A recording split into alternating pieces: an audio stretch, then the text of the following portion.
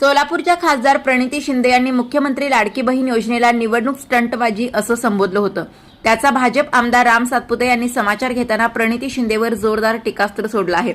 महिलांचे उत्थान झाले पाहिजे, महिला आत्मनिर्भर झाल्या पाहिजेत, हे खासदार प्रणिती शिंदे यांच्या डोळ्यात खुपत आहे असा आरोप सातपुते यांनी केलाय।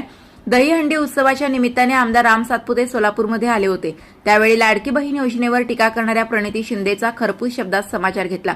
गरिबांच्या घरात 2 रुपये जात आहेत हे काँग्रेसला न पटणारी गोष्ट आहे। विद्यमान खासदारांनी खासदार झाल्यापासून सोलापूरच्या हितासाठी एक तरी पत्र दिलं का? सोलापूरसाठी विकास कामांसाठी त्यांनी काय केलं हे सांगावं। मी निवडणुकीत म्हणायचो काम करणारा खासदार निवडून आला पाहिजे, मात्र जनतेने दिलेला कौल आम्ही स्वीकारलाय। त्यामुळे स्टंटबाजी कोण करतंय हे सोलापूरकरांना चांगलं माहिती आहे। सोलापूरकर या स्टंटबाजीचा हिशेब नक्की ठेवतील असा इशाराही राम सातपुते यांनी प्रणिती शिंदेंना दिलाय। लाडकी बहीण योजनेतून एका मतदारसंघात 50 ते 60 महिलांच्या खात्यावर थेट पैसे गेले आहेत। सामान्य जनतेच्या खात्यावर पैसे गेले नाही पाहिजे ही त्यांची भूमिका असते असा आरोपही त्यांनी प्रणिती शिंदेंवर केलाय।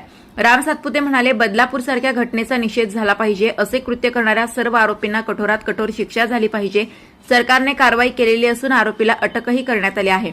फास्टॅग कोर्टामध्ये हा खटला चालवला जाणार आहे। मला विश्वास आहे की ज्यांनी हे कृत्य केलं आहे त्यांना फासावर लटकवल्याशिवाय सरकार शांत बसणार नाही। सोलापूरकरांना चांगली दहीहंडी उत्सव साजरी करण्याची संधी दिल्याबद्दल आयोजकांचे अभिनंदन करतो। दहीहंडी हा सर्व समाजाचा एकोपा दाखवणारा आणि एकत्र आणणारा सण आहे, असेही सातपुते म्हणाले।